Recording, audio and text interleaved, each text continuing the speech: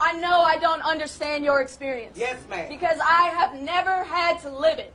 Come on now. I can sympathize, and I can recognize when things are wrong. We sisters and brothers here. Talk. For instance, if a black man or woman should never be afraid for their life, for getting pulled over for speeding. Come on now. Come on. But I have never lived in that fear. Come on now. Come on. No black man or woman should ever be reluctant to walk outside for fear of racial profiling. Tell it, sister. Tell it. But I have never been racially profiled. That's right. Come on now. No black man or woman should ever expect to go to jail in their lifetime because of the color of their skin. Come on now. But I have never lived in that expectancy. That's good. That's good. And this is why I don't believe in the phrase, I don't see color. That's right. One, to say you don't see color is a lie. We're different. We can all see that. But two, and way more importantly, to deny the differences in our skin is to deny the differences in our privilege. In this video, this young student confronts her race on the subject of racism and racial discrimination. She speaks on white privilege, police brutality, racial profiling, and as well confronts her race in regards to the American educational system, which has been whitewashed. So let's listen to her speech and we'll come back here and talk further about it. But before we watch her speech, if you haven't yet liked this video, kindly like the video and also subscribe to the channel. Let's watch the video together. I'm going to say that again because I think it's worth repeating. To deny the differences in our skin is to deny the differences in our privilege. And that leads me to my next point. To deny the differences in our color is to promote ignorance. Ignorance is the reason that systemic racism and oppression is allowed to exist in this country. That's good. That's good. So why am I here? Why am I up here speaking? Come on now. Tell them, sister. I'm going to talk on about three things. One of those is change, the other is ignorance, and one is discomfort. I'll get there. Go ahead. Take your time. Broadly speaking, why am I here? Because I want change. But let me speak on that for a second. Because I think a lot of people want change. I think a lot of people say they want change, but let me clarify. I think a lot of white people think they want change. Come on. But here's the thing about that.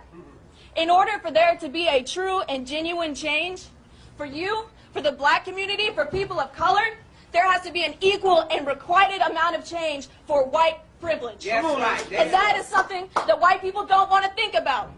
They don't want to admit that. White people don't want to acknowledge the head start we have in life just for being born this color. You know what?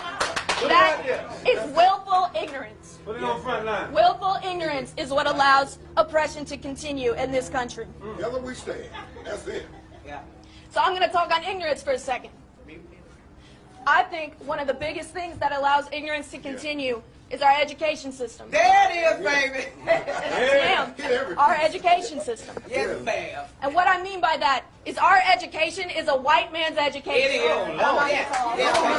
It is a white man's history. Yes, ma'am. Tell it. Why does that matter? Again, like I said, I can recognize when something is wrong.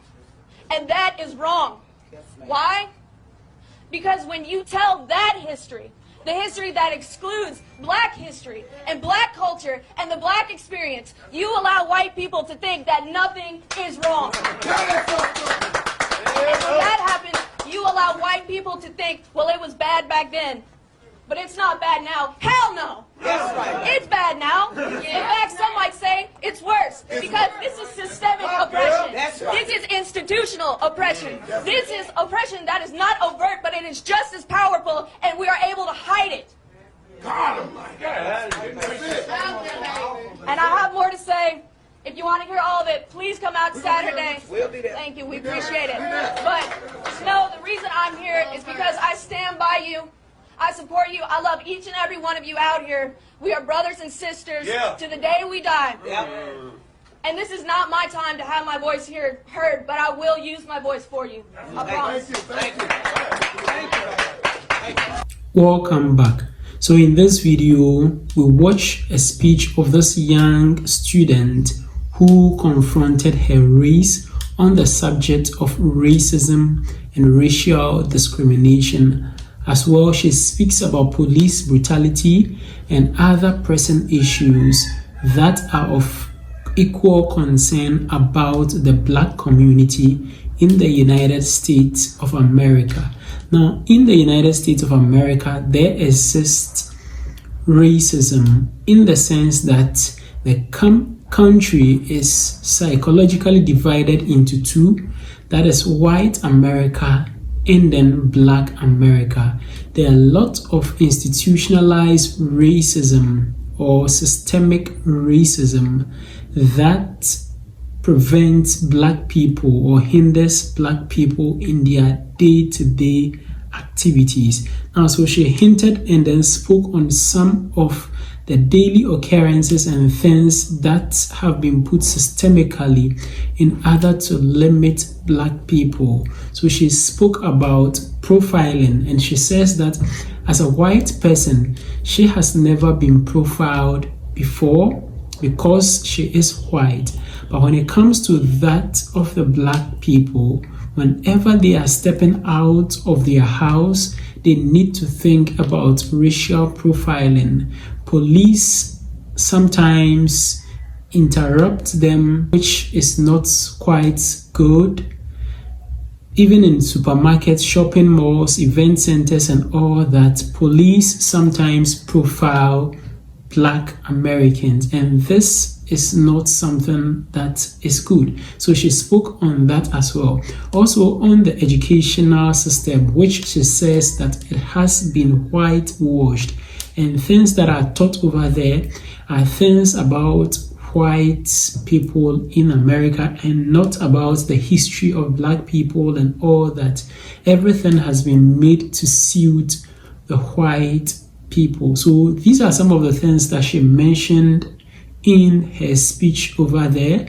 Racism has been a subject that has been difficult to confront, but it looks like nowadays a lot of people are speaking about it, most especially when you hear white people who are now also speaking on the issue of racism in order to help curb this menace that is eating the country of the United States up. I think this is a step in the right direction, and this lady really spoke well in order to address the issue of racism and racial discrimination. If you are a Black American watching, share your experience on the subject of racism in the comment section below. Don't forget to share this video with your friends and your family, and also don't forget to subscribe to the channel.